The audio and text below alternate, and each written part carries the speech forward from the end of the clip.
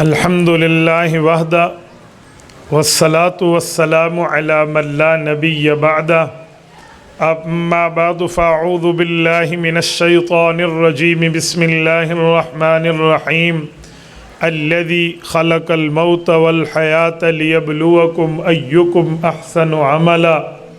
عن ابی ہریرہ رضی اللہ تعالی عنہ قال قال النبی صلی اللہ علیہ وسلم الکیس من دان نفسہ وعمل لما بعد الموت رواہ الامام الہمام الاحمد فی مسندہ.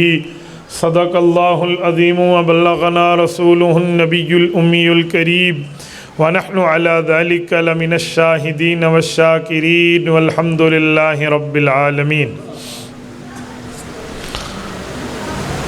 جس دور پہ نازاں تھی دنیا اب ہم وہ زمانہ بھول گئے، اوروں کو جگانا یاد رہا خود ہوش میں آنا بھول گئے. آذان تو اب بھی ہوتی ہے مسجد کی فضا میں اے انور، جس ضرب سے دل ہل جاتے تھے وہ ضرب لگانا بھول گئے. منہ دیکھ لیا آئینے میں پر داغ نہ دیکھا سینے میں، دل ایسا لگایا جینے میں مرنے کو مسلمان بھول گئے. معزز دوستو، آج 8 اکتوبر 2021 بروز جمعۃ المبارک ہے، اور آپ کے یہاں مرکزی جامع مسجد جمال وال ضلع چکوال میں فکر آخرت کانفرنس کا عنوان ہے. بھائی محمد عمران اشرف صاحب نے آج سے تقریباً کچھ عرصہ قبل غالباً 3 جنوری یا دسمبر کے آخر کی بات کر رہا ہوں. بھائی عمران، جنوری کا آخر تھا نا؟ دیکھو جن نے مجھے بلایا میرے میزبان میرے جلسے میں نہیں ہے، کیسی اچھی بات ہے. میں بعضوں کا حیران ہوتا ہوں کہ ہمارے میزبان جلسے میں بٹھا کر چلے جائیں گے. یہ تو میں نے جان بوجھ کے سوال کیا تھا کہ میں چیک کروں کہ میرا میزبان بیٹھتا ہے کہ نہیں بیٹھتا. یقین مانے جب ہم میں یہ طلب نہیں ہوگی نا کہ میں خود گفتگو سنوں، اس گفتگو سنانے کا فائدہ کوئی نہیں ہوتا. طلب رکھ کر بندہ خود بیٹھے تو پھر جا کر بات بنتی ہے. یہ دسمبر کے آخر کی بات ہے 2020 کے. آپ کے یہاں ہماری تاریخ طے ہوئی. میرا سفر عمرہ تھا اسی کرونا کرائسس میں، تو اس وقت میں عرفات میں تھا. ہم ویسے زیارت کے لیے گئے تو اس وقت اعلان ہوا سعودی حکومت کی طرف سے کہ فلائٹس 2 ماہ کے لیے بند ہو گئیں. تو ہم وہاں جا کر لوگ کہتے ہیں پھنس گئے، اور ہم خوش ہو گئے کہ ہمیں اللہ کے گھر میں دن مل گئے ہیں. تو اسی لیے میں آپ کے پاس آ نہیں سکا. یہ میں اسی لیے بات کر رہا ہوں تاکہ آپ کو پچھلے نہ آنے کی وجہ بتا دوں. اور اب تاریخ طے ہوئی ہے تو میرے شاگرد ہیں ابو ذر رحیمی اپنے وہاں قصور میں ہیں، ان کے واسطے سے انہوں نے تاریخ لی. تو یقین مانیں صبح سے اس نے بار بار مجھے کہا کہ استاد جی اب واقعی جمال وال جا رہے ہیں، اب واقعی جا رہے ہیں. تو میں نے کہا جی ہوں قرآن چوک کے تینوں دسنا میں جا رہے ہیں تو پھر تو میری جان چھڈ. میں نے کہا میں نے جانا ہے. کہتے جی ٹھیک ہے. تو یہ دونوں باتیں میں نے آپ کی خدمت میں رکھی ہے، امید ہے آپ توجہ فرمائیں گے. توجہ رکھیں گے نا؟ فکر آخرت، فکر کہتے ہیں سوچ کو، اور آخرت کہتے ہیں بندے کا وفات کے بعد کے شروع ہونے والے زمانے کو وفات کے بعد جو زمانہ شروع ہوتا ہے اسے آخرت کہتے ہیں. تو آخرت کی سوچ اور فکر ہم میں کیسے منتقل ہو، یہ آج کا پروگرام ہے. یہ بات ذہن میں رکھیں کہ آخرت کی سوچ تب آئے گی جس وقت بندے کو مرنا یقینی ہو اور مرنا یاد بھی ہو. ورنہ مرنا بندہ بھول جائے، آخرت کی فکر اسے نہیں ہو سکتی.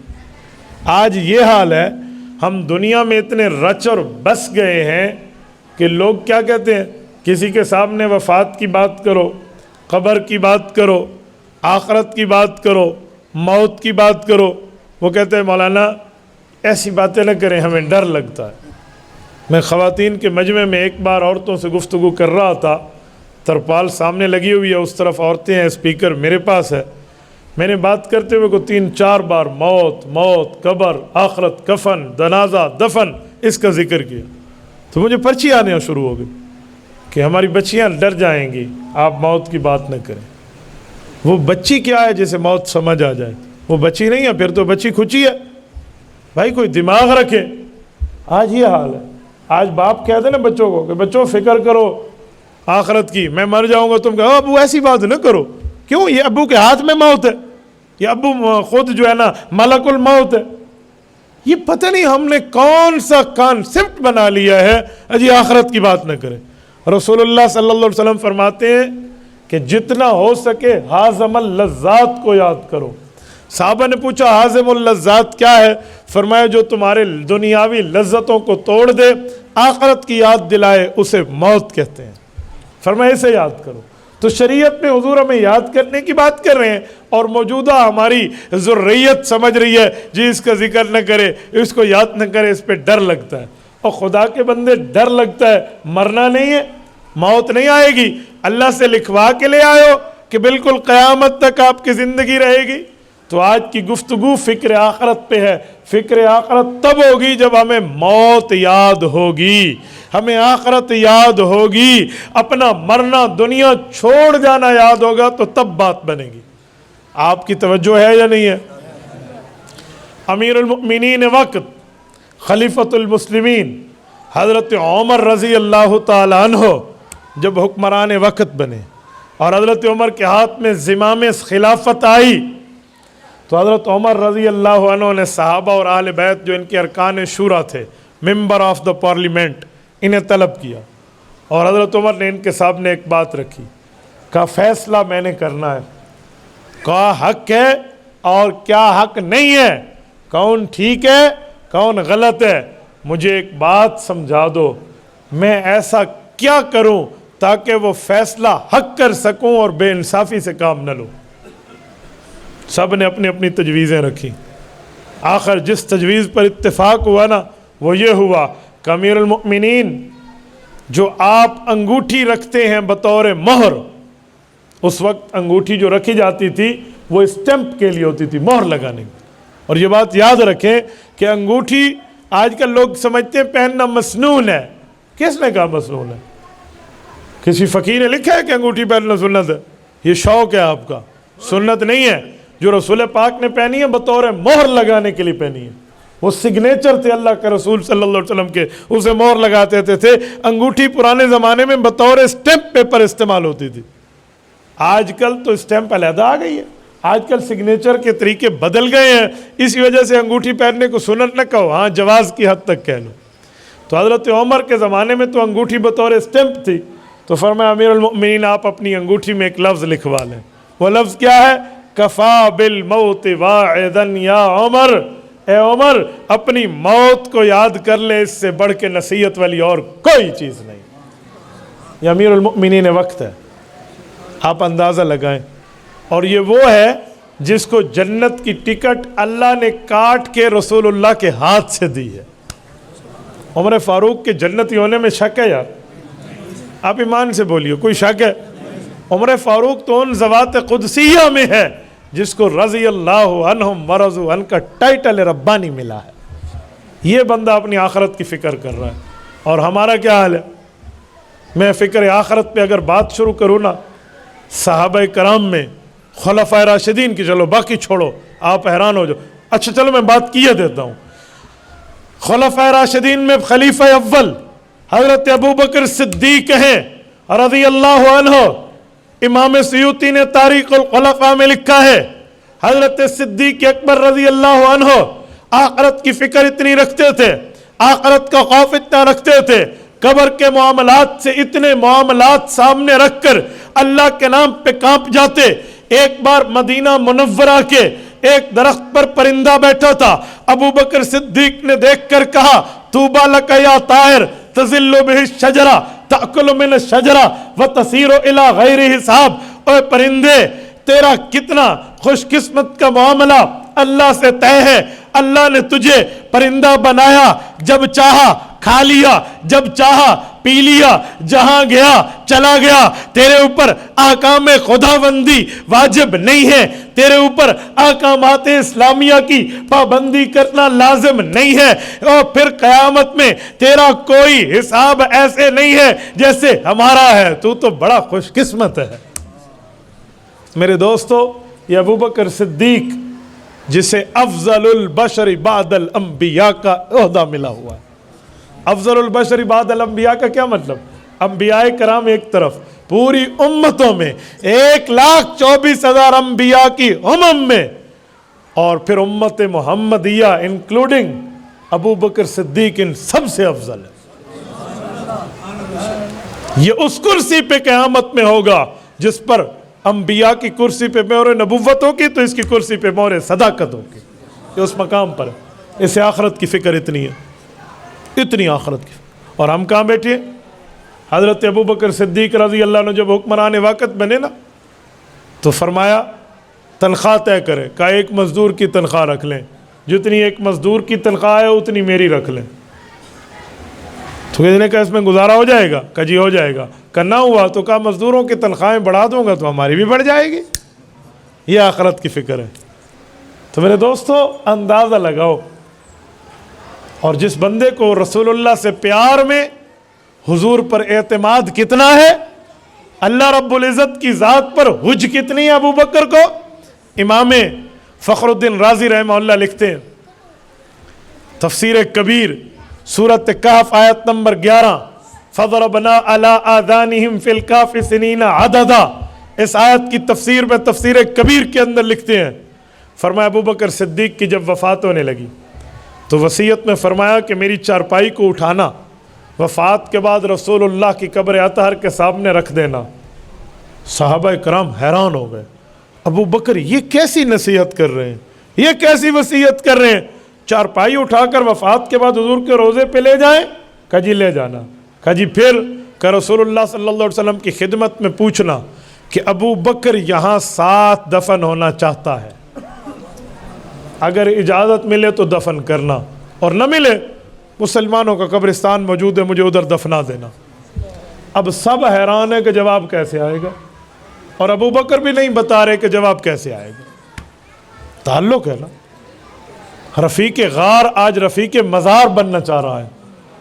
صدیق اکبر رضی اللہ عنہ کا انتقال ہوا، امام رازی تفسیر کبیر میں لکھتے ہیں، قرآن کریم کی تفسیر پڑھ رہا ہوں، تفسیر کبیر میں لکھتے ہیں لما حملت جنازتہ الی باب قبر النبی صلی اللہ علیہ وسلم، ابو بکر صدیق کی وصیت پوری ہوئی، صحابہ کرام نے چارپائی اٹھائی اور حضور پاک کے روضہ اقدس پہ رکھ دی۔ السلام علیکہ یا رسول اللہ، پیغمبر کی قبر پہ صحابہ کرام نے سلام پیش کیا۔ پتہ چلا نبی کی قبر پہ سلام پیش کرنا یہ صحابہ کا وطیرہ ہے۔ اور اس کے بعد عرض کیا ھذا ابو بکر بالباب، یا رسول اللہ ابو بکر خادم آپ کے دربار میں حاضر ہے، اجازت چاہتا ہے۔ امام رازی فرماتے ہیں فیض الباب قد انتفح ونودی ادخل الحبیب الی الحبیب، دروازہ خود بخود کھلا اور دروازے کے اندر سے آواز ابو بکر کی بطور خوشخبری آئی کہ دنیا میں بھی دوست تھا، آج بھی دوست ہے، دوست کو دوست تک پہنچا دو۔ یہ تعلق ہے ابو بکر کا ذات رسالت سے، لیکن آخرت کی فکر دیکھیں ابو بکر صدیق کی، یہ تعلق۔ حضرت اماں جان عائشہ نے پوچھا ابو آپ کے کفن کا انتظام؟ کہا میری بیٹی مجھے کفن نئے کپڑوں میں نہ دینا، اسی پرانوں میں دے دینا۔ اللہ اکبر۔ تو میرے دوستو اندازہ لگاؤ فکر آخرت ان لوگوں کو کتنی ہے، اور ابو بکر وہ ہے جس کی ورزی کو فرشتے کاپی کرتے ہیں۔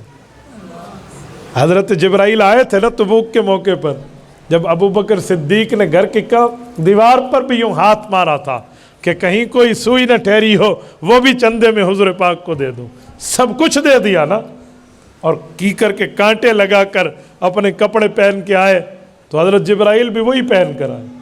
کہ جبرائیل یہ کیا؟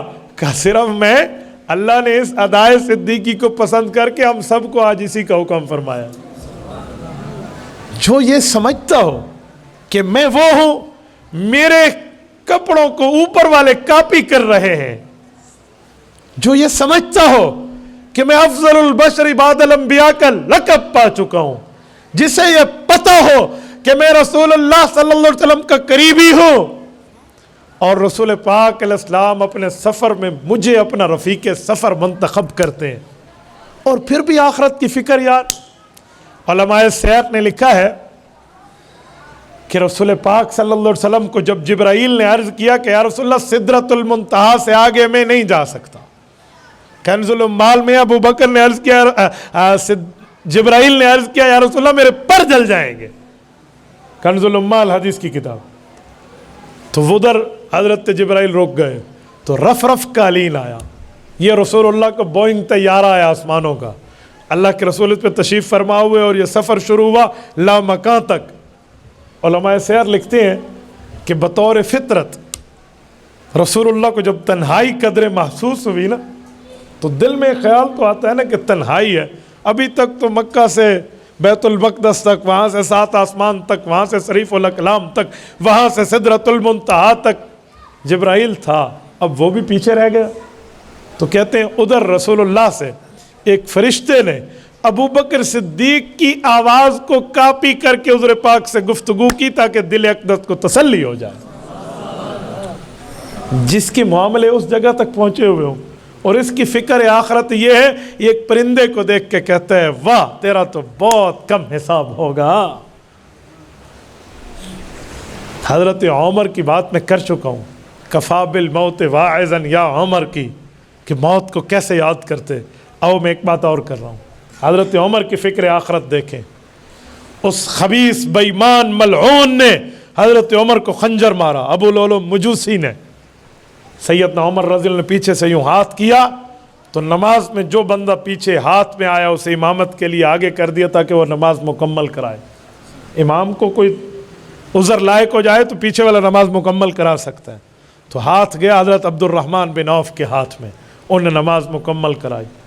حضرت عمر رضی اللہ تعالیٰ عنہ کو جب آخرت کی فکر لگی تو سیدنا عمر نے اپنے بیٹے حضرت عبداللہ بن عمر کو فرمایا جاؤ اماں جان عائشہ رضی اللہ عنہ کے پاس، ان سے اجازت لو کہ عمر چاہتا ہے کہ میری قبر حضور اور ابو بکر کے ساتھ بنے روضہ اقدس میں، اجازت ہے۔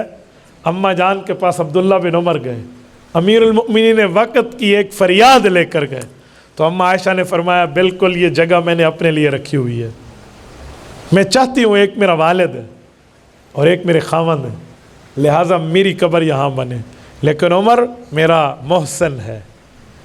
اس احسان پر بھی ایک جملہ کہوں نا، جب بات ہوئی تھی نا اماں عائشہ پر اعتراض آیا تھا، وہ اس پر واقعہ کیا ہے اسے واقعہ عفق، تو حضرت عمر ہی تھے جن نے اللہ کے رسول سے عرض کیا یا رسول اللہ پلیت مکھی اللہ آپ کے جسم پہ نہیں بیٹھنے دیتا، غلط عورت کو آپ کے بستر پہ آنے دے گا؟ حضرت عمر کی یہ بات بڑی مشہور تھی۔ تو حضرت اماں نے کہا کہ مجھے عمر کا احسان یاد ہے، جگہ میں نے اپنے لیے رکھی تھی، حجرہ آج بھی عائشہ کہلاتا ہے، لیکن میں اپنے پر ترجیح دے کر عمر فاروق کو اپنی جگہ دے رہی ہوں۔ بیٹے نے آ کر بتایا، حضرت عمر خوشی سے رونے لگے، کہا ایک بات ذہن میں رکھنا کہ جب میری شہادت ہو جائے ایک بار پھر جانا ویریفیکیشن کے لیے۔ کہا ابو پھر کیوں؟ کہا ہو سکتا ہے میری سانسیں چل رہی ہیں تو میری زندگی کا حیا کیا ہو سکتا ہے میری شہادت کے بعد کہیں میں نے فیصلہ بدل لیا تو پھر مجھے وہاں دفن نہ کرنا۔ اور اس موقع پہ عبداللہ بن عمر نے اپنے گود میں حضرت عمر کا سر رکھا ہوا تھا، تو بیٹے کو کہا کہ بیٹا یہ میرے سر کے نیچے، کہا میری ران ہے، کہا نکالو۔ ابو آپ تکلیف میں خون بہ رہا ہے، کہا نکالو، وہاں سے نکالا، کہا مٹی پہ رکھ دو میرے سر کو، اور اپنے سر کو یوں مٹی سے رگڑ کے کہا وَيْلٌ لَكَ يَا عمر إِن لَمْ يَغْفِرْ لَكَ رَبُّكَ، عمر تیرے رب نے تجھے معاف نہ کیا تو تو نہیں بخشا جائے گا۔ یہ عمر کی فکر آخرت ہے رضی اللہ عنہ۔ حضرت عمر، کون عمر؟ جس کا کوڑا لگے مدینے کا زلزلہ آج تک نہ قیامت رک جائے، اور کوڑا مارتے ہوئے زمین کو، یہ نہیں ہے زمین اللہ کا واسطہ ہلنا بند کر دے، نہیں، کوڑا مار کے کہا فرات کے کنارے کتے کی پیاس کی مجھے فکر ہے، میں نے کوئی ناانصافی کی ہے تو ہل رہی ہے، یوں ڈانٹ کر بات کی ہے۔ عمر فاروق نے عناصر ارض اربع پہ حکمرانی کی ہے، ہوا آگ پانی مٹی عناصر اربع ہیں، ان چاروں پہ حکمرانی حضرت عمر کی. مٹی پہ کوڑا مارا تو زلزلہ روکا نا. پانی دریائے نیل کو بھی منت نہیں کی تھی. جب دریائے نیل نہیں چل رہا تھا تو خط لکھا کہ اللہ کے حکم سے چلتا ہے چل ورنہ میں تیری کوئی ضرورت نہیں ہے. دریائے نیل 16 ہاتھ اوپر چلا اور قیامت تک چلتا رہے گا. آواز لی ہوا نے اور ساریہ بن زنیم کے کانوں تک جا کر الجبل پہنچا دی. ہرہ کی آگ نکلی تو تمیم داری نے عرض کیا امیر المؤمنین کہ ہرہ کی آگ نکل کے لوگوں کو لاوے کے طور پہ جلا رہی ہے. اچھا یہ دائیں میں دیکھو کچھ نہ ملا, چادر دکھائے. حضرت عمر فاروق رضی اللہ عنہ کندھے پہ چادر تھی, ادھر ادھر کچھ نہ ملا نا, یوں چادر اتاری کہ تمیم یہ لو, اسے جا کر آگ کو کہہ دو جاؤ وہاں جا جہاں سے نکلی ہے. اور انہوں نے آگ کو وہ یہ چادر چابک بنا لی. یوں چادر چابک یوں مارتے جیسے جانور کو ہکایا جاتا ہے, اور جہاں سے آگ نکلی تھی ادھر ڈال کے اوپر پتھر رکھ کے آگے. عمر فاروق کی حکومت آگ پر بھی ہے, پانی پر بھی ہے, ہوا پر بھی ہے اور مٹی پر بھی ہے. عناصر اربع کا حکمران ہے اور فاتح قبلتین ہے. صرف بیت اللہ میں حضور کو نماز نہیں پڑھائی تھی, بیت المقدس کو بغیر جنگ کے فتح کر کے بھی عمر نے دکھایا ہے.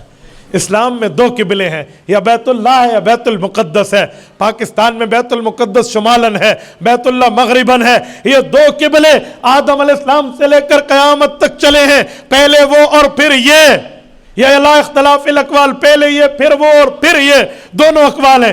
ان دونوں قبلوں کو فتح کر کے امت کی جھولی میں ڈالا ہے تو عمر فاروق نے ڈالا ہے. اس کی فکر ہے آخرت. دیکھو یہ آخرت کی فکر ہے.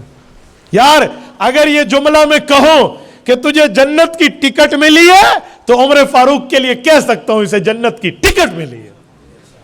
تو مور لگوا کے آیا, ہاں یہ مور لگوا کر آیا. شیطان اس پہ غلبہ پائے گا جس کو دیکھ کے حضور نے فرمایا شیطان راستہ بدل جاتا ہے, اور واقعی عمر کو دیکھ کے شیطان راستہ بدلتا ہے. اور تا قیامت عمر کے ماننے والے کو دیکھ کے شیطان کا ماننے والا بھی راستہ بدل دیتا ہے. یہ طے. یہ عمر کی فکر آخرت ہے. آؤ ذرا حضرت عثمان رضی اللہ عنہ پہ جامع ترمذی جلد اول کھولیے. سیدنا عثمان کانا اذا ذکر عند الموت او القبر فیبکی حتی تبل لحیہ ویقول سمعت رسول اللہ صلی اللہ علیہ وسلم هذا اول منزلۃ من منازل الاخرہ ما نجا منہ فما بعدہ ایسر. امام ترمذی رحمہ اللہ فرماتے ہیں کہ حضرت عثمان کے سامنے جب قبر کا ذکر ہوتا اتنے روتے کہ داڑھی تر بتر ہو جاتی.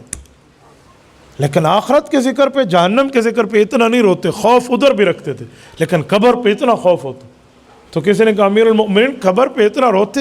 فرمایا جی ہاں, میں نے اللہ کے رسول سے سنا ہے یہ پہلی منازل آخرت کی منزلوں میں, یہاں پاس تو باقی سب سے آسان ہو جائے گا. قبر کی مثال حوالات سی ہے اور جہنم کی مثال جیل سی ہے. حوالات میں گیا ہوا دفعہ چھوٹا لگا تو نکل آئے گا, دفعہ بڑا لگا تو جیل سے بھی نہیں چھوٹے گا. تو قبر کے ذکر پہ حضرت عثمان یوں رو رہے ہیں. کون عثمان؟ جس کو اللہ کے رسول نے 2 بار جنت کی خوشخبری دی ہے. یہ نے جو ذوالنورین کہتے ہیں اس کے کئی مطلب ہیں. ایک مطلب یہ بھی ہے کہ انہیں 2 بار جنت کی بشارتیں ملی ہیں, ذوالبشارتین, یہ بھی ذوالنورین کا معنی ہے.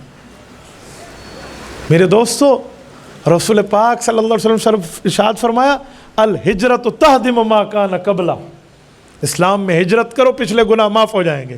عثمان ذوالحجرتین والا ہے, ود فیملی ڈبل ہجرت کی ہے, ایک حبشہ کی ہے, ایک مدینہ کی ہے. اسے یوں آخرت کی فکر اتنی نیکیوں کے باوجود. یہ عثمان ذوالنورین رضی اللہ عنہ, اور اپنی ذات کے لیے ذرہ برابر بھی بدلہ نہیں لیا, حتیٰ کہ شہادت قبول کر لی. حضرت علی المرتضیٰ نے ایک بار عرض کیا امیر المؤمنین ہمارے ہاتھ باندھ دیے, ہمیں بلوائیوں سے لڑنے نہیں دیتے. فرمایا علی میرا آپ کو کسی قسم کا حکم نہیں ہے کہ آپ لڑیں گے, میں منع کر رہا ہوں. تو کہا آپ کو نقصان پہنچائیں گے؟ کہا مجھے نہیں پہنچا سکتے, مجھے میرے نبی پاک نے فرمایا تھا یا عثمان لعل اللہ یکمسک قمیصا فإن أرادك المنافقون أن تخلع فلا تخلع لهم. ایک وقت آئے گا بے ایمان لوگ تجھے اللہ کی دی ہوئی عزت کو اتارنا چاہیں گے, یعنی خلافت کی قمیض ہٹانا چاہیں گے, ان کی نہ ماننا, یہاں تک آ کے ہم سے مل جانا. کہ میں نہیں جاتا. یہ عمر عثمان ذو النورین ہے جو رسول اللہ کے گھر کے داماد ہیں. اور اس دھرتی پر ایک جملہ کہہ رہا ہوں، اگر یہ اعلان ہو جائے کل قیامت کے میدان میں جہاں حضرت آدم سے لے کر قیامت تک تمام انسان موجود ہوں، تمام مرد و عورتیں موجود ہوں، کافر مسلمان موجود ہوں، ہر نبی کی امت موجود ہو، اور اعلان ہو جائے ایک، اور اس اعلان کے جواب میں اکیلا شخص جو کھڑا ہوگا اس اعلان کا مستحق وہ صرف حضرت عثمان ہے. وہ کیا اعلان ہے؟ کہ وہ شخص کھڑا ہو جائے، وہ خوش نصیب کھڑا ہو جائے جس کو ایک نبی کی 2 بیٹیاں یکے بعد دیگرے مل کے ان کے شوہر ہونے کا اعزاز حاصل ہو. یہ حضرت آدم سے لے کر رسول پاک کے علاوہ کسی نبی کی کسی امتی کو ایسا اعزاز نہیں ہے جو حضرت عثمان ذو النورین کو. اور اس کی آخرت کی فکر دیکھ لیں. سیدنا علی المرتضیٰ پہ آتے رضی اللہ عنہ. زرار ابن زمرہ کنانی حضرت علی المرتضیٰ کے کوفہ کے غلام ہیں. حضرت علی المرتضیٰ جامع مسجد کوفہ میں، آپ دیوان علی کا مقدمہ اٹھا لیں اور حضرت علی کی رات کی تہجد کا رونے کو پڑھ لیں. حضرت علی المرتضیٰ رضی اللہ عنہ نے سر سجدے میں رکھا ہوا ہے، نماز کا سلام پھیرا ہے، تہجد کے بعد اللہ کے دربار میں دعا گو ہے، اور پھر دنیا سے مخاطب ہیں، دنیا کی رنگینیوں سے بات کر رہے ہیں. دنیا کو کہہ رہے ہو یا دنیا یا قد اغررتنی قد ابدتک الثلاث، نعم زادی قلیل و سفری طویل ولیکن قد ابدتک الثلاث. کہے دنیا جا کسی اور کو دھوکہ دے، مجھے نہ دینا، میں نے رسول اللہ کی خدمت میں وقت گزارا ہے، میں مانتا ہوں. اللہ اکبر. یہ حضرت علی کا قول نہ ہوتا میں کبھی پیش نہ کرتا کہ میں مانتا ہوں میری نیکیاں تھوڑی اور میرے آخرت کا سفر لمبا. آج جی دیکھیں اس بندے یار، اس کی نیکیاں کم جس کو حضور فرمائے تیرا گھر جنت میں میرے گھر کے سامنے اور میں دیکھ کر آیا ہوں. خزادی قلیل و سفری طویل لیکن خدابتوں کے سلاس. دنیا مجھ سے دھوکہ نہیں دے، مجھے دھوکہ نہیں دے سکتی. اگر دھوکہ دے گی میں تو تجھے 3 طلاق دے کر خود سے جدا کر چکا ہوں. یہ دنیا سے مخاطب، دنیا سے گفتگو ہے. دنیا کی رنگینی سے علی المرتضیٰ رضی اللہ عنہ کا تعلق ہے. آپ اندازہ لگاؤ، یہ خلفائے راشدین ہیں، یہ آخری خلیفہ راشد ترتیب کے اعتبار سے حضرت علی المرتضیٰ جس کا ہم نعرہ لگاتے ہیں خلافت راشدہ حق 4 یار کا، تو یہ حضرت علی المرتضیٰ ہے. مذاق ہے یار. علی کو مرتضیٰ کہتے ہیں اس لیے کہ حضور پاک نے ایک موقع پہ فرمایا ما ترضیٰ، اس بات پہ تو راضی ہے. حدیث وہ دیکھیں نا، حدیث حضور پاک علیہ الصلوۃ والسلام کی حدیث المنزلہ، فرمایا ما ترضیٰ ان تکون منی بمنزلۃ ہارون من موسیٰ الا انہ لا نبی بعدی. اے علی تو اس بات پہ راضی ہے تیرا میرا رتبہ ایسے ہو جیسے حضرت ہارون کا حضرت موسیٰ سے تھا. ہاں ان کے بعد نبوت جاری تھی، میرے بعد نبوت کوئی نہیں. رسول پاک علیہ السلام نے حضرت علی سے اتنا پیار کیا. سیدنا علی المرتضیٰ وہ ہے جب اللہ کے رسول مدینہ طیبہ سے تشریف لائے، مدینہ طیبہ تشریف لائے نا مکہ معظمہ سے، تو مساوات قائم کی تھی. مواخات کیا تھا؟ یہ مہاجر اس مدنی انصاری کا بھائی بن گیا، یہ مدنی مہاجر، یہ مدنی تاجر اس مہاجر مکی کا بھائی بن گیا. بھائی چارہ قائم ہوا. آپ نے پڑھا اور سنا ہوگا. سیدنا علی المرتضیٰ کی مواخات قائم نہیں ہوئی تھی. حضرت علی سوچتے رہے میں اس انتظار میں ہوں، اس انتظار میں ہوں، اس انتظار میں ہوں، میری مواخات کب قائم ہوگی. حالانکہ حضرت علی وہ ہیں جو کو حضور پاک بستر پہ لٹا کر آئے ہیں، امانتوں کے رکھوالی ذمہ داری دی ہے. اور پھر سنو چکوال کے دوستو، حضرت رسول اللہ اس وقت تک مدینہ طیبہ داخل نہیں ہوئے جب تک حضرت علی مکہ سے حضور کے پاس آ کر ملے نہیں ہیں. آپ جائیے مسجد قباء، اللہ آپ کو لے جائے، اس کے ساتھ بیت کلثوم بن ہدم دیکھیے رضی اللہ عنہ. یہ اس صحابی کا گھر ہے جہاں اللہ کے رسول نے 14 راتیں گزاری ہیں. اس میں ایک مقام تضلیل ہے. مقام تضلیل کا معنی سائے والی جگہ. وہ سائے کی جگہ کیا تھی؟ مدینہ کے لوگ حضور پاک سے ملنے آتے تو اکثر لوگ نہ جانتے کہ رسول اللہ صلی اللہ علیہ وسلم ہمارے نبی کون ہے اور ابو بکر کون ہے. تو ابو بکر صدیق کو آ کر پہلے ہاتھ ملاتے. حضرت صدیق اکبر رضی اللہ عنہ نے دیکھا کہ یار یہ تو میری عزت ہے حضور کی موجودگی میں، تو ایک چادر کو یوں لیا اور رسول اللہ پہ سایہ کر دیا تاکہ پتہ چلے غلام یہ ہے، آقا یہ ہے. وہ مقام تضلیل ہے، سائے کی جگہ. یہ میں نے اپنی آنکھوں سے دیکھی ہے. آپ کے تعلقات ہو نا مقمت الغابہ کے ساتھ، آپ آسانی سے جا کر اندر وزٹ کر سکتے ہیں، جنگلات والے آپ کو وہاں کے لے جاتے ہیں۔ بعض اوقات میں نے آج کل سنا ہے شاید وہ اوپن بھی ہو رہی ہے، تو آپ اس جگہ کی زیارت کریں۔ اس کے ساتھ ایک کمرہ ہے جہاں 14 راتیں اللہ کے رسول نے حضرت ابوبکر کے ساتھ گزاری ہیں۔ قباء بنتی رہی، تعمیر ہوئی۔ حضرت علی المرتضیٰ مدینہ منورہ آئے، لوگوں کو امانتیں واپس کر کے حضور کے ساتھ ملے، تو حضور نے اسی دن مدینہ طیبہ کا سفر شروع فرمایا۔ یہ علی المرتضیٰ ہے، یہ اس کا مقام اور مرتبہ ہے۔ اس علی کو آخرت کی فکر دیکھیں اور دنیا سے گفتگو دیکھیں۔ ہم تو پتہ نہیں کہاں بیٹھے ہیں، اور ہم موت کی بات کریں جی گل نہیں کرو، سانو تو ڈر لگتا ہے۔ ہم کس انحطاط کا شکار ہو چکے، کس پستی اور ذلت میں ہم گر چکے۔ علامہ اقبال رحمہ اللہ نے یہی تو شکوہ کیا ہے نام سے کہ گوا دی وہ میراث جو اسلاف سے پائی تھی، ثریا نے زمین پر آسمان سے ہم کو دے مارا۔ یہی تو ہے کہ ثریا ستارے نے ہمیں نیچے پھینک ڈالے، اور ہم کہاں سے کہاں پہنچ چکے۔ آخرت کی فکر میرے دوستو، یہ جو میں نے آیت پڑھی ہے میں اس کا ترجمہ کر دوں۔ سورۃ ملک پارہ نمبر 29 آیت نمبر 2، اور سورۃ ملک کی بھی آیت نمبر 2، 29ویں پارے کا پہلا صفحہ۔ الذی خلق الموت والحیات لیبلوکم ایکم احسن عملا۔ اللہ وہ ذات اقدس ہے، خلق الموت، جس نے موت کو پیدا کیا، والحیا، زندگی کو پیدا کیا، لیبلوکم، رب تمہیں دکھانا چاہتے ہیں، ایکم، تم میں کون ہے احسن عملا، جس کے عمل بہت اچھے ہوں گے۔ تو زندگی میں تو اللہ پاک نے لوگوں کے سامنے بات ظاہر کرانی ہے کہ اعمال کس کے اچھے ہیں۔ اور آج ہم نے گنگا بدل لی، کپڑے کس کے اچھے ہیں، شکل کس کی اچھی ہے، گاڑی کس کی اچھی ہے، کوٹھی کس کی اچھی ہے، رہن سہن کس کا اچھا ہے، best of the living style, ہمارے رہنے کا انداز بڑا اچھا ہونا چاہیے، یہ وہ فلاں۔ بھائی سب کچھ اچھا، لیکن اسے تو اچھا بناؤ جس پر اللہ کی نظر ہے، اور وہ دل ہے۔ حدیث پاک میں ہے، فرمایا دنیا میں کچھ لوگ ایسے ہیں جنہیں دنیا کی جے کات ملتی ہے، واہ واہ ملتی ہے، تعارف پہچان ملتی ہے، لیکن آسمان میں وہ گمنام ہوتے ہیں۔ اور دنیا میں کچھ لوگ ایسے ہیں جو گمنام ہوتے ہیں، انہیں جانتا ہی کوئی نہیں ہے، لیکن آسمان میں ان کی واہ واہ ہو رہی ہوتی ہے۔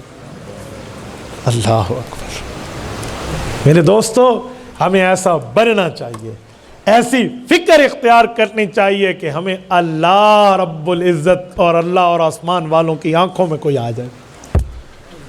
میرے دوستو، فکر آخرت میں اللہ فرما رہے ہیں الذی خلق الموت والحیا۔ تفسیری مطلب کئی ہیں، لیکن میں عوامی لہجے میں ایک مطلب آپ کو سمجھانے لگا ہوں۔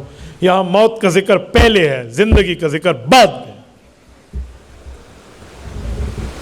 تو آپ بتائیں، اس کا پتہ چلا کہ موت یقینی ہے لیکن زندگی فانی ہے۔ کل من علیہا فان ویبقى وجہ ربک ذو الجلال والاکرام۔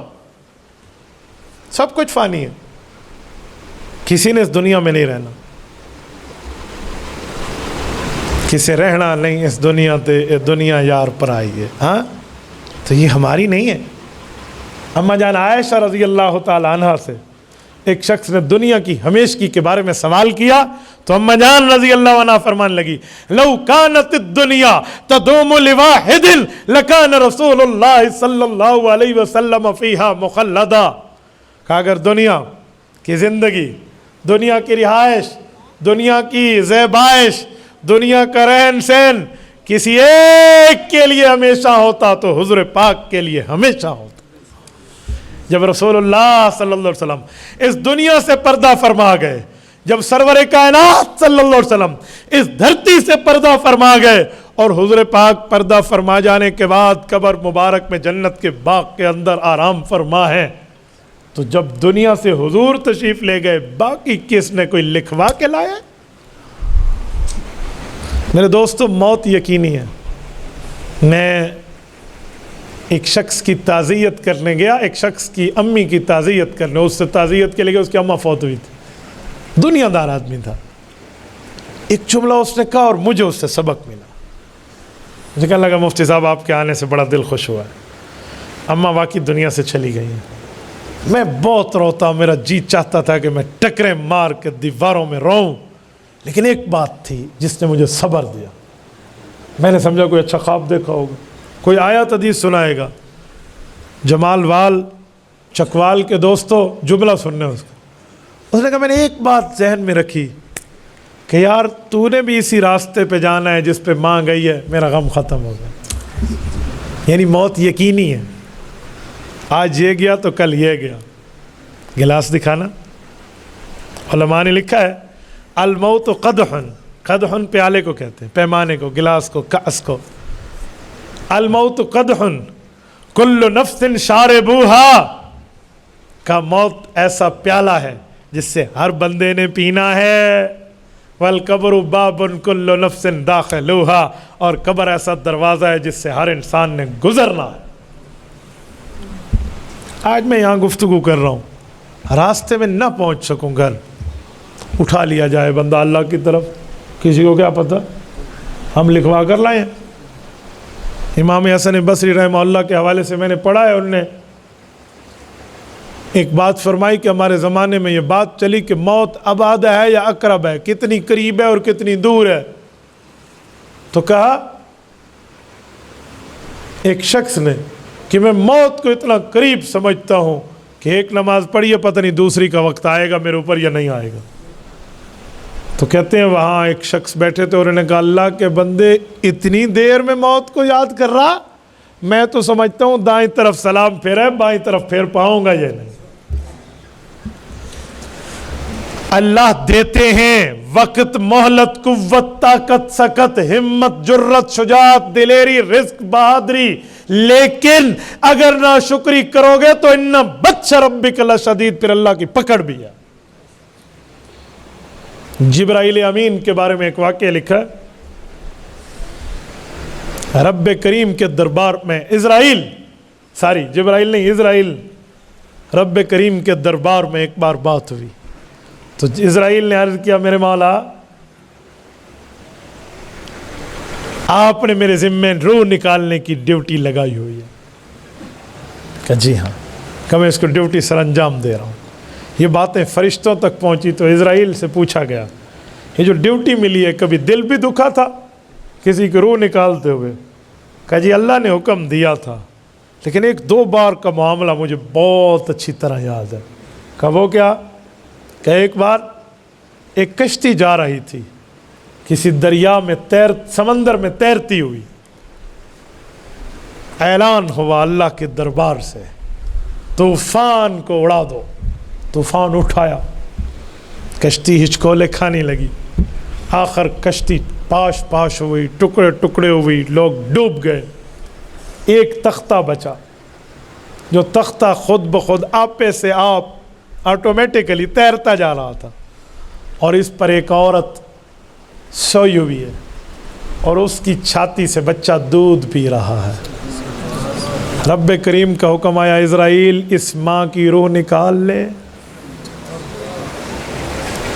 تعمیل ارشاد، اسرائیل نے روح تو نکالی، لیکن کہا یہ ذہن میں آیا کہاں جائے گا بچہ شیرخوار؟ اسباب کی دنیا میں بظاہر تو یہ ایک ہی رکھوالی اس کی ماں ہی تھی، اور وہ بھی کوئی اپنی طاقت پہ نہیں تھی. یہ تیرتا ہوا جا رہا ہے،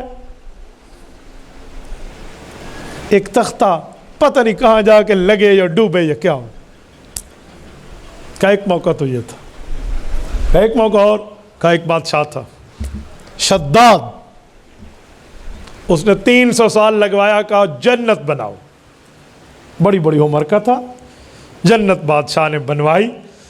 اتنے عرصے کے بعد وزٹ کرنے آیا، دورہ کرنے آیا اپنی جنت کا، اور وہ جنت ایسی تھی کہ سر پہ ٹوکرا رکھ کے اگر کوئی ایک طرف سے چلتا نا، خالی ٹوکرا، پھل اتنے گر رہے تھے کہ دوسری طرف پہنچنے سے پہلے بھر جاتا وہ ٹوکرا.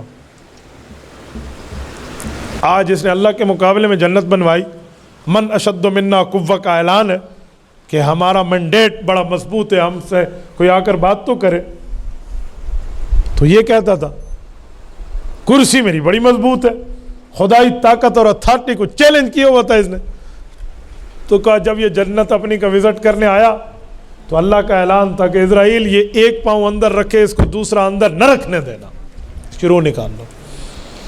کہ اللہ کا حکم میں نے نکال لی، لیکن ایک بات دل میں تو تھی نا کہ منکر ضرور ہے، بے ایمان ضرور ہے، کافر ضرور ہے، دشمن خدا ضرور ہے، آج تک زندہ تھا، ایک دفعہ دیکھ تو لیتا پھر مار لیتے، ایک بات تو تھی۔ یہ بات کہتے ہیں ہوئی تو اسرائیل کو اللہ رب العزت کی طرف سے پیغام آیا کہ اللہ کے ہر کام میں حکمتیں ہیں۔ اسرائیل، یہ شداد وہی ماں کا بچہ تھا جو تختے پر ماں تیرتی ہوئی جا رہی تھی، اسے کیسے میں نے اٹھوایا، اسے کیسے میں نے رکھوالی کرائی، اس کے ساتھ کیسے کیسے معاملات میں نعمتوں سے متلذذ کیا، اور اس نے میری نعمتوں کا یہ کفران نعمت کیا کہ آج میرے مقابلے میں میری اتھارٹی کو چیلنج کر رہا۔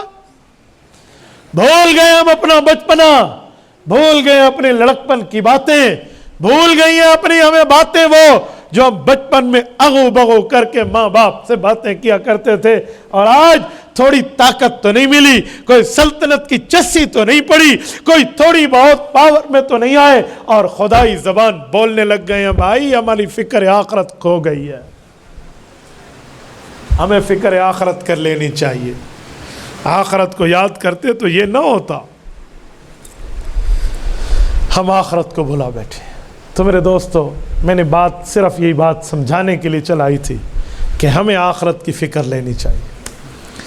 تو میں آیت کا ترجمہ کر رہا تھا، الذی خلق الموت، رب نے موت کو پیدا کیا، والحیات، زندگی کو پیدا کیا، لیبلوکم، رب ظاہر کرنا چاہ رہے ہیں، ایکم احسن عملا، کہ تم میں بہترین عمل کر کے کون لاتا ہے۔ حسن عمل، کثرت عمل نہیں، حسن عمل، عمل ہو اور اچھا ہو، ریاکاری سے پاک ہو۔ اور جو حدیث پاک میں نے خطبہ میں پڑھی، القیس من دان نفس وعمل لما بعد الموت، عقل مند آدمی وہ ہے جس نے اپنے نفس کو پہچان لیا، وعمل لما بعد الموت، اور اعمال وہ کیے جس سے اسے موت کے بعد فائدہ ہوگا۔ آج کل لوگ اللہ کے لیے کسی کو صدقہ دیتے ہیں تو ریاکاری پھر بھی کرتے ہیں، اس صدقے پر لکھ کے دیں گے الحاج فلاں بن فلاں کے لیے دعا کر لی جائے۔ کیوں؟ صدقہ تو نے اپنی مصیبت ٹالنے کے لیے کیا اور اس کو دعا کا بھی پابند بنا رہا ہے۔ وجہ بھائی صدقہ جس کے لیے کیا اس اللہ کو بہت اچھا پتہ ہے، وہ دعا کرے یا نہ کرے وہ اللہ تیرے اوپر ضرور رحمت کرے گا اگر قبول ہوا تو۔ یہ کیا ہے فلاں بن فلاں کی طرف سے؟ یہ کوئی بات ہے بھائی؟ ہمارے ایک بزرگ مجھے ایک دن فرما رہے تھے، کہتے ہیں دیکھو فلاں بندے نے مجھے ہدیہ دیا اور اوپر اپنے 10 بندوں کے نام لکھ کے بھیجے کہ ان سب کے لیے دعا کرنا، ہم نے اکٹھا کر کے تجھے ہدیہ دیا۔ میں نے کہا دیکھ لو پچھلے صفحے پہ کوئی بقیہ نہ ہو، کوئی وہ بھی رہ گیا، چل لے لاؤ۔ ہم عجیب لوگ ہیں بھائی، جس کے لیے دیا ہے وہ اللہ جانتا ہے۔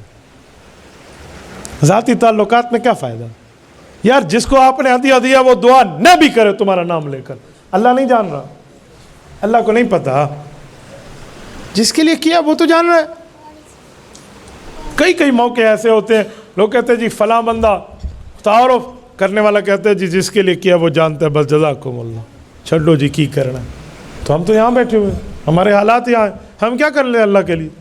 گھر بن جاتے ہیں، بابا بھائی دعوت کرو، دعوت پورے محلے کی دعوت کی، 2, 2.5 لاکھ 3 لاکھ روپے لگائے، حاجی خرید کیا، ٹھیک ہے اچھی بات ہے، خرید کیا آپ نے، بہتر ہوتا کہ 3 لاکھ روپے جا کر 4 غریبوں کے گھر میں بانٹ دیتا تاکہ کسی کو پتہ بھی نہ چلتا اور ان کی خدمت بھی ہو جاتی۔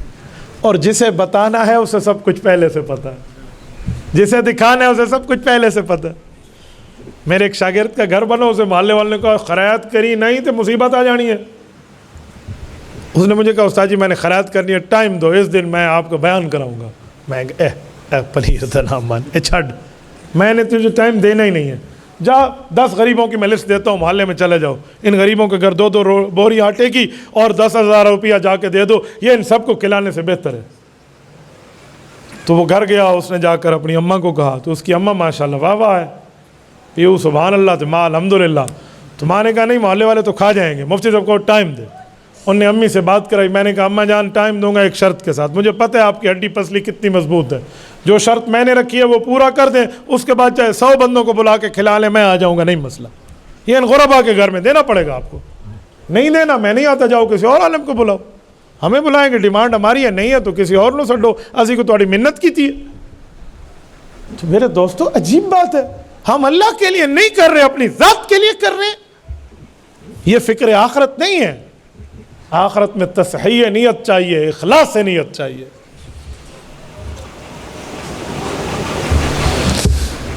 اور میں ایک بات سمجھانے کے لیے کہتا ہوں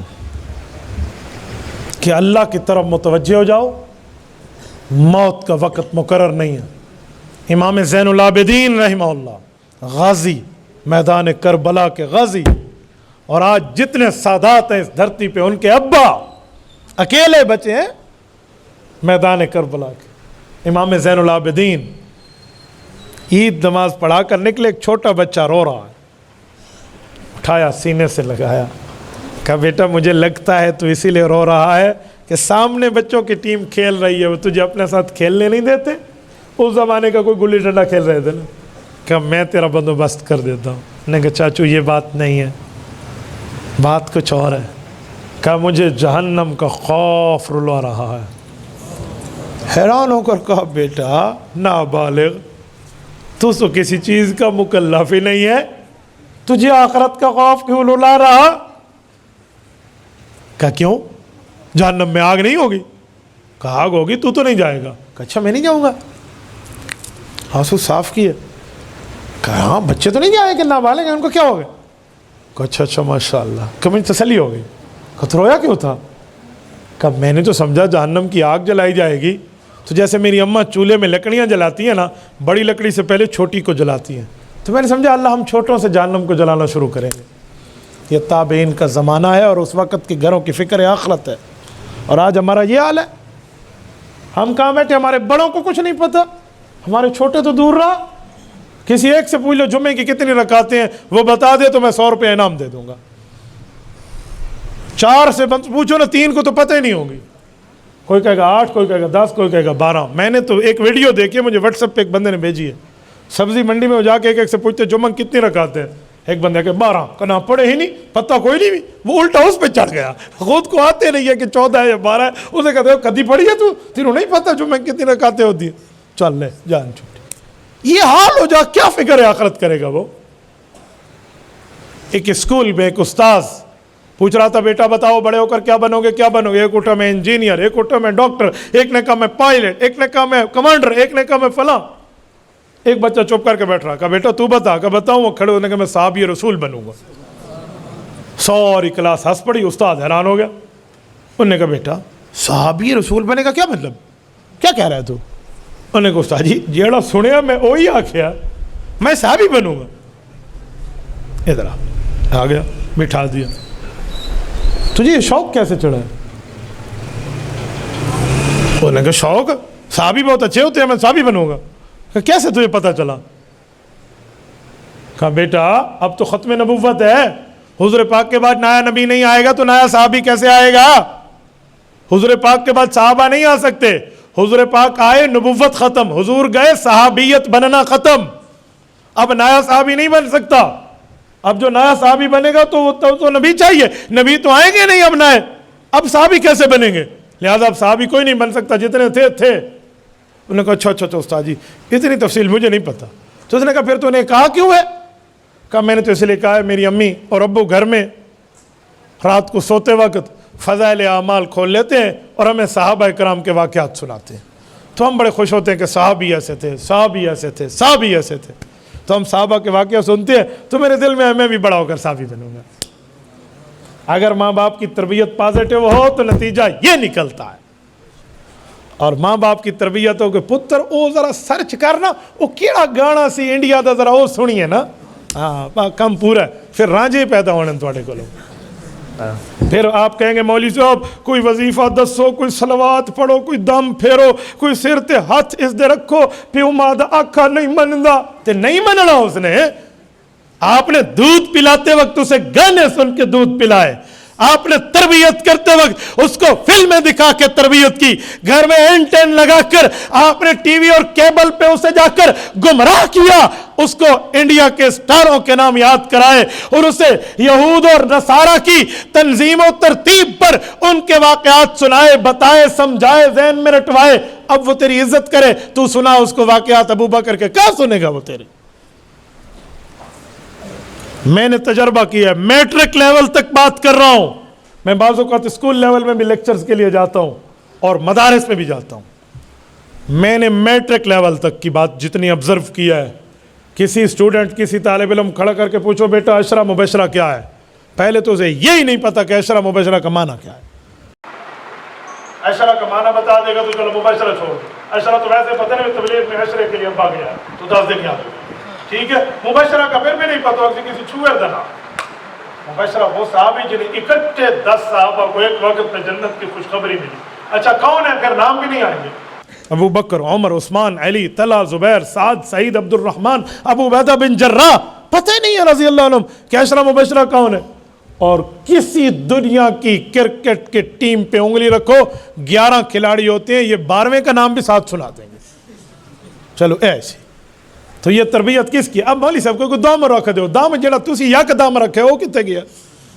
دام اور یک دام میں بڑا فرق ہے، آپ نے تو اسے یک دم کر کے مکمل ٹی ویاں لگوا کے رکھوا دی، میں ناراض نہ ہونا، آپ نے فکر آخرت رکھی ہے تو میں بھی فکر آخرت پوری سناؤں گا، یہ جو گھروں میں ٹی ویوں کی نحوستیں، یہ خباستیں موجود ہیں، یہ کیبل اور فلم اسٹوریاں جو آپ انہیں پکچرز دکھا رہے ہیں، آپ کی اولاد آپ کا کہنا نہیں مانے گے، پھر کل رونا نہیں، تویز دے ہوتے، اے کرو تے آؤ کرو، یہ نہیں ہے، کیا اولاد کو آپ، تربیت ماں باپ کی ذمہ داری ہے، میں اپنے بچے کے ساتھ جا رہا ہوں، ایک گھر میں گانا بج رہا ہے، گانا چلا ہوا ہے، ڈھول ڈمک کے چل میرا پوتر ساری، میرا بچہ 2 بار متوجہ ہوا، تیسری بار تو میرے دل پہ چوٹ لگی کہ اسے کیا بتاؤ، میں نے کہا بیٹا جلدی چلو، یہ گندے لوگ ہوتے ہیں جو گانا بجاتے ہیں، ٹھیک، وہ دن یہ دن کہیں سے گزرتے ہوئے گانا سن لے، کہتے ہیں یہ گندے لوگ ہیں نا، مائنڈ سیٹ بن گیا کہ گندا کام ہے گانا بجانا، اب میں کہہ دوں کوئی کہے گا مولوی دقیانوس ہے، ہم ٹی وی گھر سے نکالیں، ہماری تعلیم، ہماری ترقی، میرے گھر میں ٹی وی نہیں آئی، میرے والد نے نہیں رکھی، میرے دادا نے نہیں رکھی، ہمارے خاندان میں ٹی وی نہیں ہے، الحمدللہ ثم الحمدللہ، میری 7 ہمشیرہ اور 65 بھانجیاں بھانجی ہیں، یہ گھر ٹی ویوں سے پاک ہے، ہم بھائیوں کی اولادیں ہیں، گھر ہمارے ٹی ویوں سے پاک ہیں، آؤ ہماری دنیاوی ترقی پہ 2 ہاتھ کر کے کوئی اٹھ کے مجھ سے اپنی معلومات ذرا شیئر کر لے، یہ ٹی وی پر معلومات ٹھہری ہے، یہ ایران توران کی باتیں سننے پر معلومات ٹھہری ہے، اللہ کا قرآن ہوتا ہے، آپ نے مجھے کرسی لگا کر یہاں بٹھایا، یہ کیمراز لگا کر میری گفتگو آپ ریکارڈ کر رہے ہیں، میں وڈی ماں دا پتر ہاں، میرے منہ تے پیپٹ باندھن، کیوں بلایا آپ نے مجھے؟ ٹی وی دیکھنے کی وجہ سے یا دینداری کی وجہ سے؟ تو کیوں اولاد کو دیندار نہیں بناتے؟ دو نہ وہ تعلیم اپنی اولاد کو جو مفتی عبدالواحد قریشی کے ماں باپ نے اسے دلائی ہے، پھر تمہیں بھی دنیا میں بھی سلامی ہوگی، آخرت میں بھی سلامی ہوگی۔ آج ہم کچھ نہیں ہیں، سب کچھ ہے تو اپنے ماں باپ کی دعائیں۔ میری اماں رات کو سوتے وقت ابھی پریپ چھوڑو KG1 کلاس جسے کچی کہتے ہو پڑھنے بات میں گیا تھا، سورت یاسین، سورت الرحمن، سورت سجدہ، سورت ملک، یہ صورتیں مجھے حفظ تھی، حالانکہ دیکھ کے نہیں آتی تھی، اماں رات کو سوتے ہوئے پڑھاتی تھی۔ اور اماں جان مجھے حضرت موسیٰ علیہ السلام اور فرعون کا واقعہ، نمرود و حضرت ابراہیم کا واقعہ، شیطان اور حضرت آدم علیہ السلام کے واقعہ، فرعون اور حضرت موسیٰ علیہ السلام کا قصہ، ابو جہل اور رسول اللہ کے واقعات سنا سنا کے حفظ کرا دیے تھے۔ آج بھی کبھی کوئی تفسیر اٹھاؤ نا تو مجھے اماں کو سنایا ہوا یاد ہوتے اور وہی پڑھ لیتا ہوں۔ آپ کہتے ہیں کچھ نہیں ہوتا، میں اپنی ماں کا پہلا بیٹا بھی نہیں ہوں، جو باقی اولاد نہیں تھی اس سے فارغ تھی، ایک کے ذہن سازی کرتی تھی، میں 12ویں نمبر پہ اپنی ماں باپ کی آخری اولاد ہوں۔ ہم 5 بھائی اور 7 بہنیں، ہمارے 2 بھائی فوت ہو گئے اور اب 2 ہمشیرہ بھی دنیا سے رخصت ہوئی ہیں، اللہ ان کی قبروں پہ کروڑوں اور رحمتیں نازل فرمائے۔ مجھے بتائیں پھر فائدہ، میرے والد صاحب صبح مجھے کہتے تھے کون سا بسکٹ کھانا ہے ناشتے میں، فلاں کھانا ہے۔ اس زمانے میں ایک بسکٹ ہوتا تھا اور اس میں چینی پتہ نہیں ایسے کو پڑی ہوتی ہے، اب مجھے اس کا نام یاد میں نہیں آتا، ہم ببو ببو کہہ کے اس بسکٹ کو کہتے تھے، تو ابو جی کہتے تھے وہی بسکٹ لے کر دینا ہے، لیکن یہ بتا کون سی سورت سنائے گا؟ وہ صورت مجھے یاد ہو جاتی، اس کی وجہ سے بسکٹ مل جاتا. مجھے صورت سے لینا دینا کوئی نہیں تھا، مجھے اس بسکٹ کی پیکٹ سے لینا دینا تھا، یہ تو ملنا ہے نا. تو آج ہم پڑھیں گے تو ان کی قبر ٹھنڈی ہوگی. مجھے ایسے ایسے بزرگ ملے جو بتاتے ہیں کہ تیرے والد محترم جب کبھی دعا کے لیے ہم کہتے ہیں نا تو ان کو دعائیں دیتے، وہ کہتے دعا کرو اللہ رب العزت ان پر کرم کر دے. ہمارے ماں باپ کے سینے میں بھی دل تھا. میرے ابا جان نے جب بھی مجھے انگلی پکڑ کے ساتھ چلایا نا، ایک بار تو میں نے امی کو شکایت لگائی. ابا سے کوئی پوچھا یہ آپ کے بچے ہیں؟ ابا جی کیا کہتے؟ ہاں اللہ کا مال ہے، اللہ رسول کا بنے تو رب زندگی دے ورنہ اس کی مجھے کوئی ضرورت نہیں ہے. یہ میرے لیے کہتے بچپنے میں، چھوٹی عمر میں. تو میں نے امی کو جا کر کہا امی جی یہ ابو جی میری بےزتی کے لیے مجھے ساتھ لے جاتے ہیں. کوئی پوچھتے تو آڈا پوترے ابا جی ادن اللہ رسول دا تھیوے تو جیوے نہیں تھی کوئی لوڑ کوئی نہیں. تو مجھے کیا کہتے؟ تو امی ہنس کے ٹال دیتی کہ بچہ ہے آپ ایسے کہتے کہ نہیں اللہ رسول کا ہوگا. تو یہ میرا والد مجھے کہتا، میرے ابا جی کی بات. اور آج مجھے خیال آتا ہے کہ وہ صحیح کہتا تھا، صحیح کہتا تھا. اللہ نہ کرے آج میں داڑھی کٹوا کے سر سے ٹوپی اتار لوں تو اسی کھلے مار کے مینوں اتھو بھاونا ہے. تو اللہ رسول دا تھیوے تا جیوے نا، اللہ رسول کا بنے گا تو زندگی ہے ورنہ اس سیٹے گا تو کیا زندگی. تو یہ دعا ہوتی تھی اصل میں اس کی. بچپن میں فقیر سامنے آتے، ابو جی کہتے جاؤ اس فقیر کو پیسے دے دے، اور میرے ذہن میں ہوتا میری بےزتی ہو رہی ہے. فقیر میل کچیلا پسینے والا گندے کپڑے بو آ رہی ہے اس سے، اس کو جا کر میں پیسے دوں. دینا تھا خود دے دیتے. آج سمجھ آتی ہے کہ وہ میری عادت ڈالنا چاہتے تھے کہ غربا کو دیا کروں. یہ ماں باپ کی تربیت ہے، اور تربیت ہم اپنی اولاد کی کرتے ہیں. نام بغیر اسلامی، کام بغیر اسلامی، عام بغیر اسلامی، معاملات بغیر اسلامی. پھر کہیں گے جی تویز کر دو، پھر کہیں گے جی دم رکھ دو، صلوات پڑھ دو. یوں نہیں ہوگا بھائی، تربیت ہمیں ٹھیک کرنی پڑے گی. کریں گے نا انشاءاللہ. فکر آخرت تب ہوگی جب ہم فکر دنیا کو ٹھیک کر کے آگے چلیں گے، پھر سب کچھ ٹھیک ہو جائے گا. اللہ آپ کو اور ہمیں صراط مستقیم عطا فرمائے. اقول قولی ھذا واستغفر اللہ وآخر دعوانا ان الحمد للہ رب العالمین.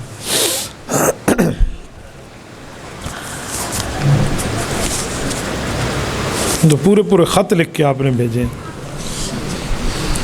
حضرت السلام علیکم. ابو ہریرہ رضی اللہ عنہ سے روایت ہے، فرمایا نبی پاک صلی اللہ علیہ وسلم نے جس شخص نے نماز پڑھی اور نہ پڑھی اس میں سورۃ فاتحہ تو اس کی نماز ناقص ہے، ناقص ہے، ہرگز تمام نہیں ہے.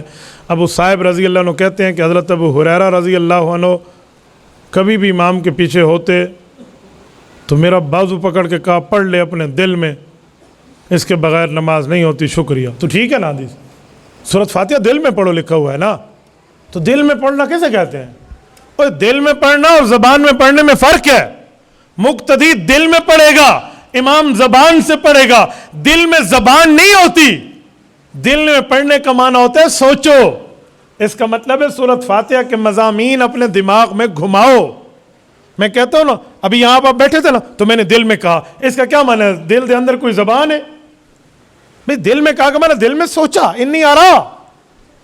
تو حضرت ابو ہریرہ فرماتے اقرا بہا فی نفسک، دل میں پڑھ لے. یعنی سوچ سورۃ فاتحہ کا مطلب کیا ہے؟ آخرت ہے، قبر ہے، مدد ہے اور اللہ رب العزت کی استعانت ہے. یہ ہے. یہ نہیں ہے کہ مقتدی سورۃ فاتحہ پڑھے گا، کوئی مقتدی کی بات نہیں ہے. بلکہ قرآن کریم سورت نمبر 7 سورۃ اعراف آیت نمبر 204 رب کائنات نے فرمایا وَإِذَا قُرِئَ الْقُرْآنُ فَاسْتَمِعُوا لَهُ وَأَنصِتُوا لَعَلَّكُمْ تُرْحَمُونَ. جب قرآن پڑھا جائے تو خاموش ہو جاؤ. ایک بندے نے اس دن مجھ سے کہا کہ مولانا جب امام چپ ہو تو پھر ہم پڑھ سکتے ہیں. میں نے کہا امام کب چپ ہوتا ہے؟ کہتے ہیں ظہر میں اور عصر میں. میں نے کہا چپ ہوتا ہے یا نہیں پڑھتا؟ چپ. میں نے کہا تجھے کس نے کہا چپ ہوتا ہے؟ سادے بندے امام آہستہ پڑھتا ہے، چپ نہیں ہوتا. وہ چپ ہو گیا تو تیری ہونی ہے، وہ چپ ہو گیا تیری نماز ہوگی. چپ نہیں ہے، وہ آہستہ پڑھتا ہے. یا اونچا پڑھتا ہے یا آہستہ پڑھتا ہے؟ ہاں آہستہ پڑھتا ہے. میں نے کہا آہستہ پڑھے پھر بھی نہیں پڑھنا، کیونکہ قرآن کریم نے حکم دیا ہے کہ جب فَاسْتَمِعُوا لَهُ امام پڑھ رہا ہے یعنی تم تک آواز آ رہی ہے تو غور سے سنو. اور جس وقت امام آہستہ ہے وَأَنصِتُوا زبان کو پھر بھی بند رکھو. تو دو قسم کی نمازیں اور دو قسم کا حکم ہے. تو اس لیے امام کے پیچھے نہیں پڑھنی. اللہ کے رسول کا فرمان ہے. یہ حدیث آپ کو نظر آ گئی جس پہ موقف ہمارا ہے, اور وہ حدیث آپ کو نہیں تھی کہ شرح المعانی الاثار کی صحیح مسلم کی صحیح حدیث. اللہ کے رسول نے فرمایا وَإِذَا قَرَأَ فَأَنصِتُ, تو امام پڑھے تو مقتدی چپ کر جائے. یہ کیوں فرمایا؟ امام قرآن پڑھے تو مقتدی چپ کر جائے. تو آپ کہیں گے سورۃ فاتحہ تو دعا ہے. بابا سورۃ فاتحہ دعا بھی ہے, سورۃ فاتحہ قرآن بھی ہے. سورۃ فاتحہ اگر قرآن نہیں ہے, اگر نعوذ باللہ سورۃ فاتحہ نکال دیں, پیچھے 113 صورتیں بنتی ہیں, اور امت کا اجماع ہے کہ قرآن کی صورتیں 114 ہیں. تو آدھے مسئلے لوگوں نے یاد رکھے ہیں. نماز جنازہ میں سورۃ فاتحہ پڑھنا ہے یا نہیں ہے. محمد بن بشار سے روایت ہے, ابن عباس نے, محمد بن کثیر فرماتے ہیں انہوں نے سورۃ فاتحہ پڑھی تاکہ لوگ جان لیں یہ سنت ہے. زبردست, بہت اچھا کیا آپ نے, پوری حدیث لکھی, جزاکم اللہ, سلوٹ ہے آپ کو. میں جب پڑھ رہا تھا نا, میں نے کہا اگر اس نے آدھا لکھو تو میں لوگوں کو کیسے کہہ پاؤں گا کہ آگے یہ لفظ ہے. شکر ہے آپ نے پوری حدیث لکھی, اس میں جواب موجود ہے. علماء نے اس حدیث کو پورا پڑھا ہے, اسی لیے وہ پورا سمجھتے ہیں. آپ نے شروع میں پڑھا چھوڑ دیا. حدیث یہ ہے کہ عبداللہ بن عباس رضی اللہ عنہما نماز جنازہ پڑھا رہے ہیں, اور انہوں نے اس میں سورۃ فاتحہ پڑھی ہے. لوگوں نے سوال کیا عجیب, تو انہوں نے فرمایا یہ بھی ٹھیک طریقہ ہے. میں سوال پوچھتا ہوں, اگر سورۃ فاتحہ پڑھنا ضروری ہوتی تو پیچھے ہر صحابی کو پتہ ہوتا, یہ کوئی نیا کام تو نہیں ہے. جب انہوں نے پڑھی تو سب نے کیوں دیکھا کہ نیا کام ہے, پھر انہیں وضاحت کیوں پیش کرنی پڑی کہ یہ بھی ٹھیک ہے, کیوں کرنی پڑی؟ پتہ چلا نماز جنازہ اصل تو وہی ہے جو پڑھا جاتا ہے, لیکن دعا کے طور پہ کوئی کبھی سورۃ فاتحہ, کوئی اور سورت, کوئی اور دعا پڑھنا چاہے تو گنجائش ہے. تبھی انہوں نے پڑھی, لوگوں نے کہا نیا کام کا نہیں, یہ بھی ٹھیک طریقہ ہے. سنت سے مراد یہ ٹھیک طریقہ ہے. ٹھیک ہے, تو یہ تو آپ نے پوری روایت لکھ دی نا کہ ان کو وضاحت فرمانی پڑی. اس کا مطلب یہ ہے کہ عوام میں یہ طریقہ رائج نہیں تھا, تبھی وضاحت کی. میں آپ کو مثال دے رہا ہوں, میں نماز پڑھاؤں اور اس میں سجدہ سہو کروں, جس کو پتہ نہ ہو پوچھے گا مول صاحب ایک کیڑا 2 سجدے تسی اور کر دیتے نے, ایک وڈی نماز ہے, بڑی نماز ہے, تو کیا کہیں گے آپ؟ آپ کہیں گے یہ سہو, بھولنے کا سجدہ ہے. وضاحت دینی پڑے گی جس کے لوگوں کو پتہ نہیں ہوگا. تو نماز جنازہ تو سب کو پتہ تھا, ان نے اس میں فاتحہ پڑھ دی تاکہ پتہ چلے کہ کبھی کوئی اگر اور دعا پڑھنا چاہے تو بھی بطور دعا پڑھ سکتے ہیں. اتنی سی بات ہے, اس لیے پوری حدیث آپ نے لکھی, سلوٹ ہے آپ کو. ورنہ لوگ آدھی باتیں لکھ کے بھیجتے ہیں, سمجھانا بڑا مشکل ہو جاتا ہے کہ عوام کو کیا سمجھائے.